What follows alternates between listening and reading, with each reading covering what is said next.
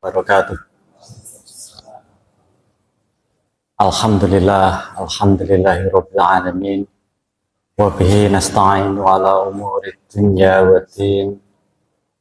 Allahumma shalli ala Muhammad wa ala ali Muhammad. A'udzu billahi minasyaitonir rajim. Bismillahirrahmanirrahim. Inna a'tainakal kautsar fasholli li rabbika wanhar. Inna syani'aka huwal abtar. Jamaah sholat maghrib, ayahanda ibunda yang kami hormati, Ketua Pimpinan Daerah Muhammadiyah Kabupaten KSU, sungguh kegembiraan tersendiri bisa ikut ziarah di tempat lahirnya Muhammadiyah di Kalimantan, Alabiu. Saya nggak tahu kalau IT Alabiu itu dari nama sini, karena kecil saya sama ibu pernah pelihara itu. Semoga ini jadi momentum baru 1 abad Muhammadiyah di sini. Dulu Muhammadiyah lahir sebagai pembaharu,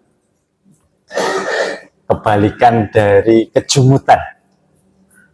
Nah, PR kita saat ini membawa istihad inovasi baru lagi untuk kita siapkan supaya Muhammadiyah tetap bisa bertahan 1 abad lagi.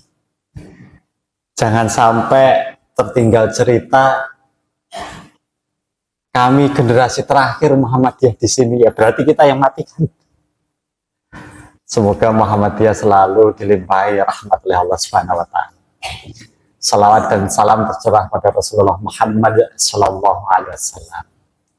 Ayahanda ibunda yang saya hormati, sebentar lagi kita merayakan Hari Raya Islam yang sungguh dinikmati oleh seluruh umat Islam sedunia. Kiranya izin kita pada maghrib ini mengkaji, dan semoga ada istihad baru juga, inovasi yang kita bawa di momen peribadatan itu.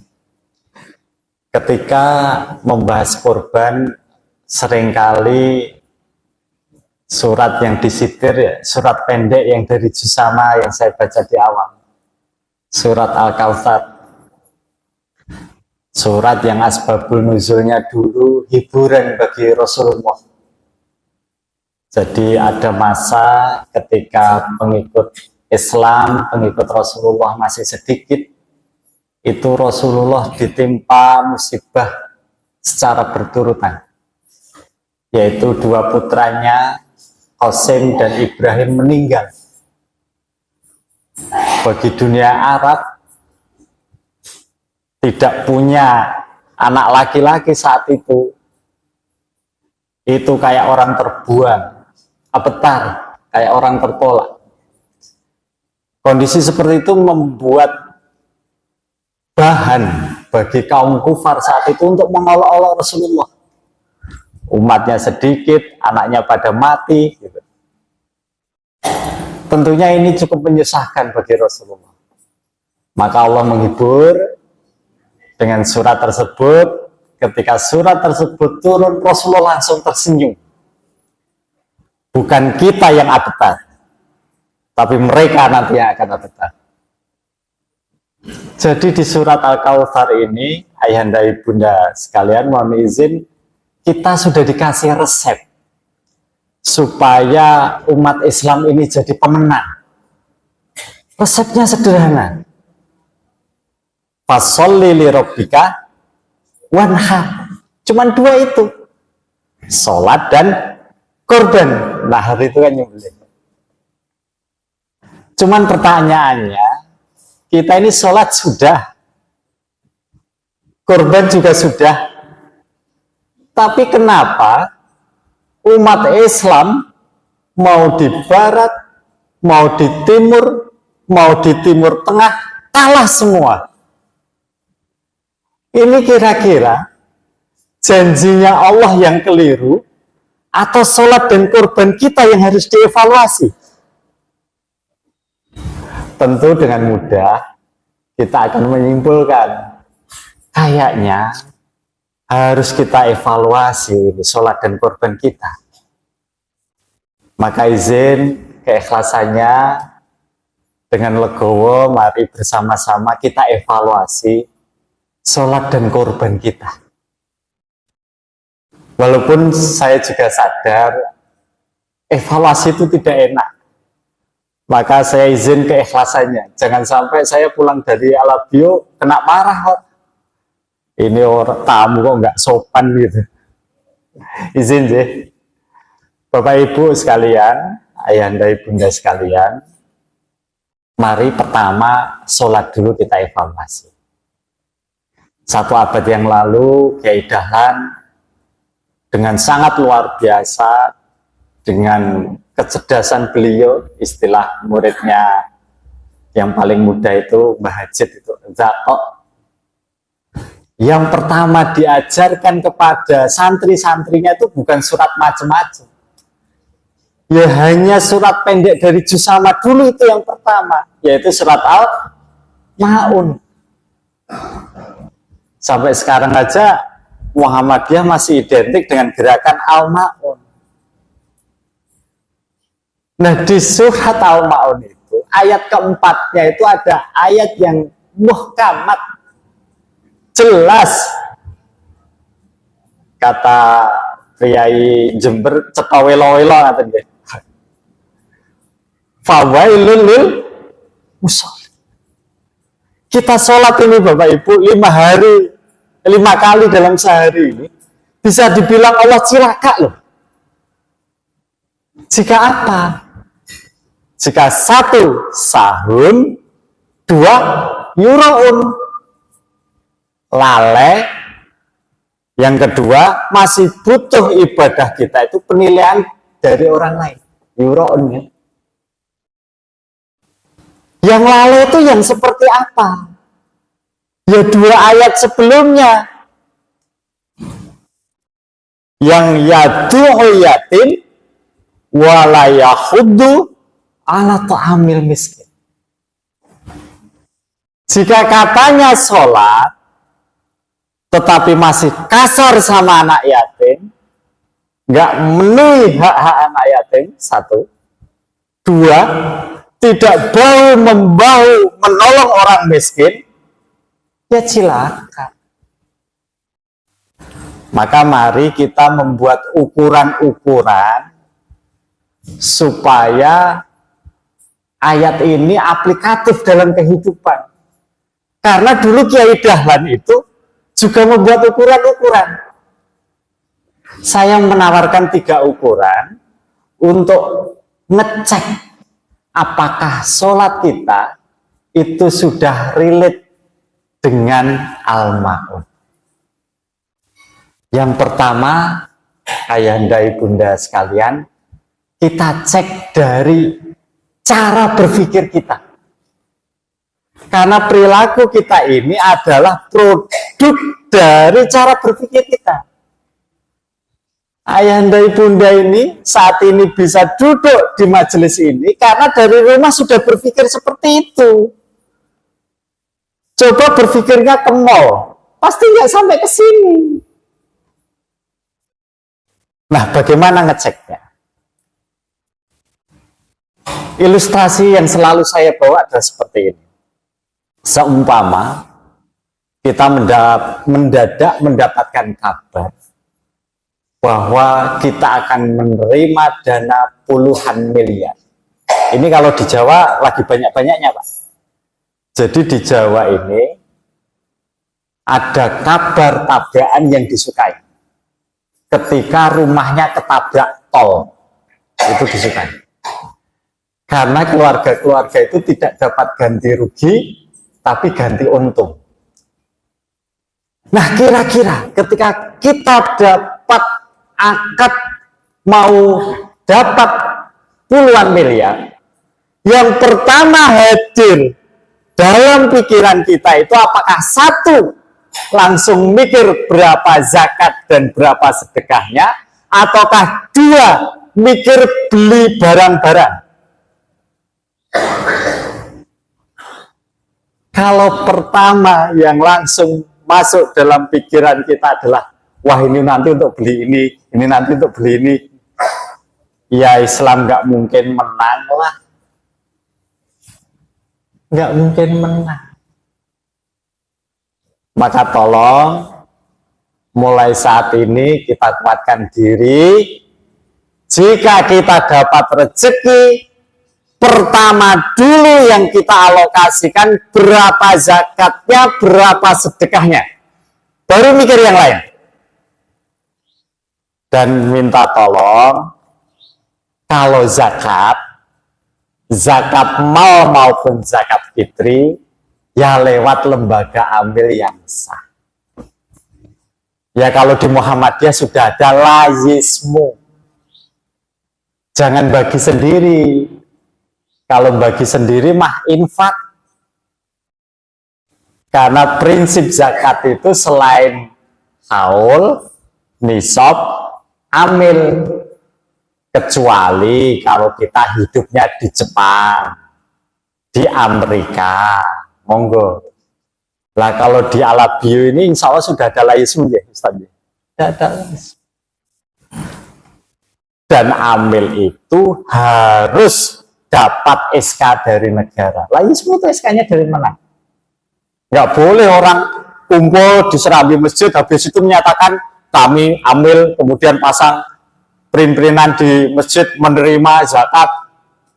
Itu kalau di Indonesia sudah masuk pidana Bapak Ibu. Gitu. Nggak bisa, masing-masing orang menyatakan diri nggak bisa, harus negara. Dan repotnya Bapak Ibu, kalau zakat kita baru 100, 200, baru 1 juta, 2 juta, sering kita ikhlas, kita berikan kepada amil, karena memang amil tugasnya nanti menentukan asnaf penyalurannya. Tapi kalau zakatnya sudah 2-20 M, seringkali muzaki itu double job sebagai amil. Jadi diserahkan kepada layismu, tapi layismu didikte. Ini harus itu, ini harus untuk itu, dan harus habis malam ini. Tolong tugas kami jangan diambil alih, karena kami juga tidak mengambil alih sebagai agnia, gitu. Islam sudah menata sedemikian rupa. Kalau mau bagi-bagi sendiri, monggo, itu infak, itu infak. Jangan sampai yang cuma 2,5% ini kita campur adukkan antara zakat dan infak. Ambil di luar itu. Itu evaluasi yang pertama tentang sholat kita. Dari alam berpikir kita ketika kita mendapatkan rezeki. Rezeki apapun, kecil atau besar, potong. Sucikan dengan zakat. Yang kedua, ayahanda dan ibunda sekalian, mari kita ukur seberapa kita menebus untuk kesenangan ukhrawi kita dibanding untuk menebus kesenangan duniawi kita. Saya memakai kata-kata kesenangan, bukan kebutuhan. Sudah kalau kebutuhan dipenuhi mawon, ini kesenangan. Kesenangan contohnya yang paling real apa yang selalu kita keluarkan tiap bulan, jajan. Pegangan bapak-bapak non untuk selain untuk SPP, selain untuk makan, ya murni untuk ngafe, bakso, ngemie, yang untuk kebutuhan, yang untuk kesenangan tersier. Habis berapa sebulan? Bapak-bapak yang sudah pegawai di tambang, ya mosok mau cuman dipegangi 1 juta 2 juta untuk jajan. Pertanyaannya, sedekahnya berapa? Kira-kira lebih banyak mana antara sedekahnya dengan jajannya? Lah kalau jajannya ibu-ibu, jajannya bapak-bapak lebih besar daripada sedekahnya, lah besok di yaumul hisab caranya minta pintu surga bagaimana? Wong untuk menebus kesenangan dunia lebih banyak untuk menebus kesenangan akhirat. Nanti kalau kena masalah besar, ya jangan nangis-nangis, ya Allah, dosaku apa kok dikasih masalah seberat ini? Itu malaikat kalau boleh jawab langsung dijawab itu. Masalahmu pelit. Wong untuk kesenangan dunia lebih banyak daripada kesenangan ukhrawi kok masih tanya masalahnya apa? Maka mari Bapak Ibu kita hitung dengan ikhlas. Berapa ya aku pegang sebagai kepala rumah, sebagai laki-laki, suami di sini, istri juga begitu. Berapa aku pegang untuk sebulan yang di luar kebutuhan-kebutuhan rumah tangga. Minimal sebegitu juga sedekahnya. Ini minimal. Itu yang kedua. Yang ketiga, mari kita bandingkan antara syariat satu dengan syariat yang lain. Tentu syariat yang sama-sama mengeluarkan dana. Rukun Islam ketiga, fardunya zakat, sunahnya infak. Betul ya? Rukun Islam kelima, fardunya haji, sunahnya umroh. Betul ya? Dan rukun Islam mestinya urut. Sepakat betul ini? Rukun yang awal lebih utama daripada rukun yang belakang. Mari kita cek. Jika ayahanda dan ibunda sekalian ikhlas keluar 50 juta untuk umroh, ikhlas juga tidak 50 juta untuk infak. Sama-sama sunnah. Tapi yang satu rukun Islam ketiga, yang satu rukun Islam kelima. Jika untuk haji keluar ratusan juta, pernah nggak sedekah sampai ratusan juta?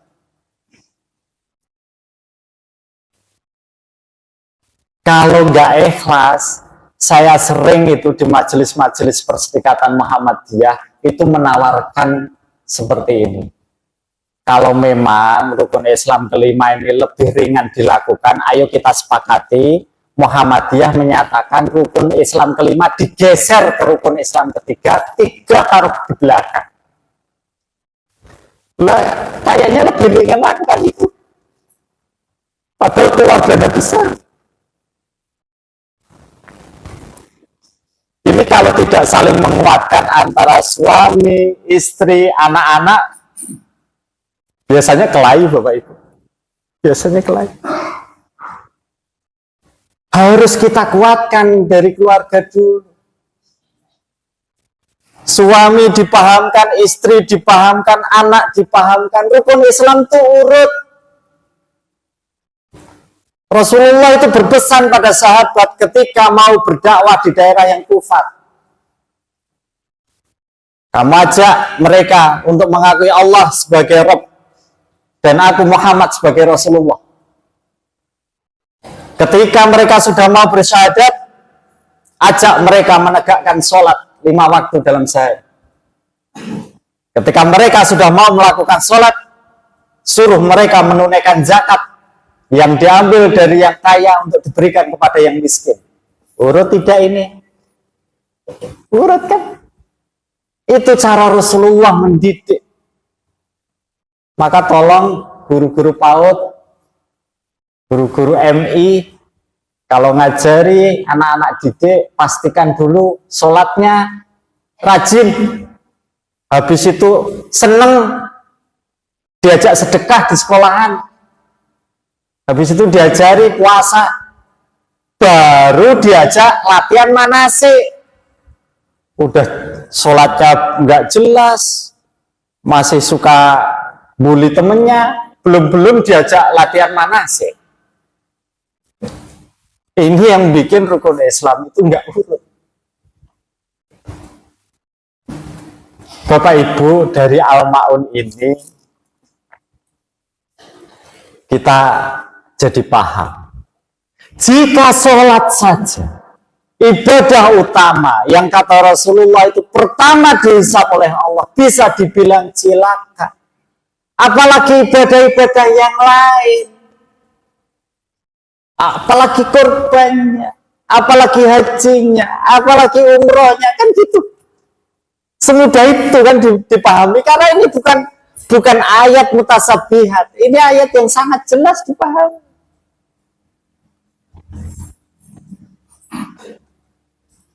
Maka dari Al-Ma'un bisa sangat mudah disimpulkan, orang sholat tidak mungkin pelit.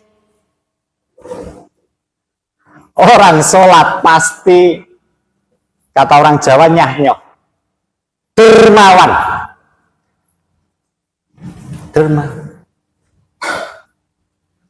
Jadi orang sholat itu menjadi peka, tidak tegaan kalau melihat mustad'afin. Tolong.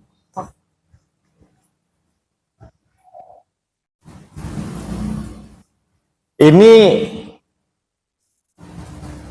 yang saya sampaikan ini tidak seberat ketika Kiai Dahlan mengajarkan Al-Ma'un pada murid-muridnya, ayahanda dan ibunda sekalian. Kiai Dahlan itu dari Al-Ma'un seperti ini ajarannya. Ukurannya, gitu. Kalau saya itu pakai ukuran yang minimalis saja. Bekerjalah yang giat, cari rezeki yang banyak, gunakan secukupnya, selebihnya sedekahkan. Ayahanda, kalau kita lakukan itu, kira-kira kita pulang dibuka pintu sama istri enggak? Jadi warga Muhammadiyah saat itu mampu mengembalikan tradisi seperti zaman para sahabat. Bagaimana untuk perjuangan jauh lebih besar daripada untuk kebutuhan pribadi. Dan kalau kita cek sejarah para nabi, para sahabat, sampai perjuangan negara Indonesia ini, menang itu ketika yang diberikan untuk perjuangan lebih besar daripada untuk kebutuhan pribadi. Nah, ini mumpung saya kata istilahnya itu belum datang geger geden itu, masa-masa perjuangan berat ini, kita pakai standar minimal. Antara kesenangan segitu, oh ya, sedekahku juga segitu. Nek untuk ibadah terakhir aku siap segitu, ya untuk sedekah juga segitu. Ini minimal, jangan bawah minimal lagi, ya minus kalau bawah minimal lagi. Kalau belum bisa seperti yang diajarkan Kiai Dahlan. Nah itu ayahanda ibunda sekalian, evaluasi kita tentang sholat. Kita ini sedih tapi nggak boleh nggak punya solusi. Israel itu orang segelintir orang di muka bumi ini. Orang kata kalau mereka ngumpul jadi satu, umat Islam meludah semua, itu tenggelam mereka. Tapi detik ini mereka sama sekali tidak takut pada Islam, dan itu sesuai yang dikatakan oleh Rasulullah. Ketika umat Islam nggak beres, akan dicabut rasa takut musuh-musuh Islam. Bagaimana kita bisa dikata beres? Jajannya lebih besar daripada sedekahnya. Rukun Islam terakhir lebih ikhlas daripada rukun Islam ketiga. Kok bisa dibilang beres?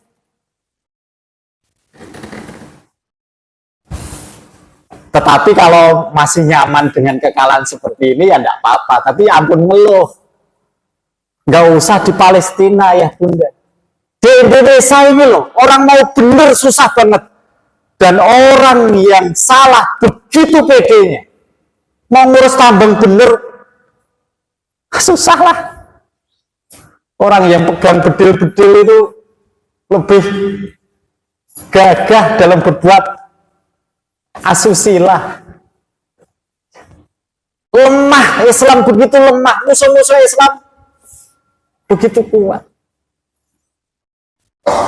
Maka mari dari keluarga. Istri saya juga tak janji gitu pak. Nggak siap sedekah sama, nggak usah daftar kaji. Nggak siap sedekah sama, nggak usah daftar umroh. Walaupun kalau lihat TV ini, musim-musim ini pak, ya nangis. Tapi saya bilang sama istri, kamu benar mau haji seperti itu, daftar kaji seperti itu, kamu yakin Rasulullah memang minta seperti itu, atau hanya karena keinginan? Lu ibadah itu tuntunan, bukan keinginan. Masa Rasulullah nyuruh, kamu nggak apa-apa nggak bantu tetangga yang miskin, yang penting kamu bisa haji. Kira-kira begitukah Al-Ma'un? Kira-kira begitukah Rasulullah setega itu? Saya yakin dari Al-Ma'un ini cukup jelas. Nah, kemudian itu yang sholat. Kita evaluasi korban kita. Ayah bunda, jika di masjid dekat domisili kita, di masjid dekat rumah kita itu masih sepi korban, tolong kita korban di situ. Muhammadiyah itu dari dulu terkenal sebagai pelopor, pioner peribadatan. Masih sepi, kita ramaikan. Keluar ongkoslah, ikhlas. Itu ciri Muhammadiyah memang. Tetapi jika Mas Erik bawa ini, jika di masjid dekat kita sudah berlimpah, cirinya berlimpah itu apa ya bunda? Cirinya berlimpah itu daging kurban kita bisa bertahan di kulkas berbulan-bulan. Seperti itu enggak? Itu cirinya berlimpah. Jika sudah berlimpah seperti itu, tolong Bapak Ibu dengan ikhlas ikut inovasi layismu, kurbannya dialokasikan menjadi rendangmu seperti ini. Ayahanda ibunda sekalian, saya mulai terlibat di layismu sejak 2011. Sejak 14 tahun yang lalu, menjelang Idul Adha seperti ini, tugas kami mencari masjid-masjid pelosok yang terpencil, yang mempunyai dua kriteria. Satu, ekonominya rendah. Dua, dakwah Islamnya juga rendah. Jadi asupan ekonomi rendah, asupan rohani juga rendah. Kurang melas apa ya? Biasanya di situ korbannya juga sedikit. Terakhir, momen-momen akhir saya di Layismu daerah itu ketemu masjid di tengah hutan jati. Kalau di Jawa banyak hutan jati ya. Kenapa saya terkesan di situ? Karena satu dukuh itu ada satu masjid yang di depannya itu ada papan biru tulisannya Pimpinan Ranting Muhammadiyah. Itu jaraknya dari kota 45 kilo. Di masjid itu kemampuan korban dari warganya tiap tahun itu 1 sampai 2 kambing. Bisa dibayangkan 2 kambing untuk 1 dukuh. Baginya gimana? Tidak bisa dibagi. Jadi yang mereka lakukan itu hanya sholat id bareng, disembelih bareng, dimasak bareng, dimakan bareng, habis itu selesai. Lah kok kita bisa dikokas berbulan-bulan? Lah kok kayak gitu dibawa ke daerah seperti itu kok nggak mau? Kira-kira Al-Ma'un tidak ini. Muhammadiyah itu tukang pelopor. Muhammadiyah itu Al-Ma'un yang pertama diajarkan peka terhadap mustad'afin. Tidak tegaan terhadap orang yang sedang punya masalah ekonomi, miskin, yatim.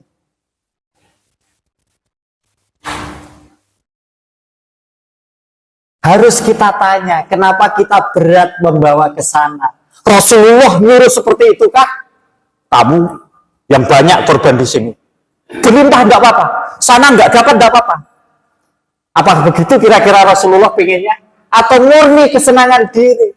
Hati-hati kalau ada yuroun, sahun dan yuroun.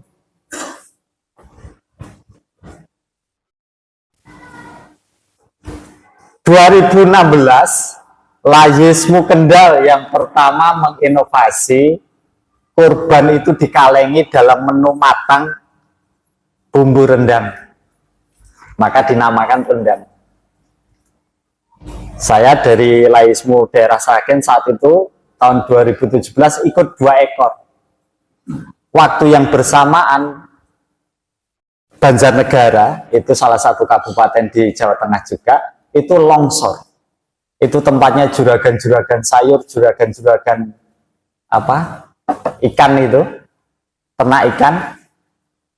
Namanya juragan, kalau makan ya pilih-pilih ya. Kena musibah, mereka nggak bisa hidup di rumah. Akhirnya hidup di pengungsian. Namanya pengungsian, makanya dari dapur umum. Ketika kami membawa rendang ke sana, salah satu testimoni yang selalu saya abadikan selama ini seperti ini, ayah. Lah gini Thomas, sekali-kali ya lauk daging, enggak mie sama nduk terus. Nduk itu telur, Bapak. Kata orang Banjarnegara maksudnya, bukan Banjar sini. Itu nduk. Layismu tidak perlu beli daging lagi untuk bisa membantu tempat-tempat pengungsian itu protein hewani, karena pengungsian itu sering menjadi musibah susulan. Tidur seadanya, makan seadanya. Kita tinggal menaikkan kemaslahatan, faedah, kemanfaatan dari korban kita untuk diberikan supaya sampai ke mereka.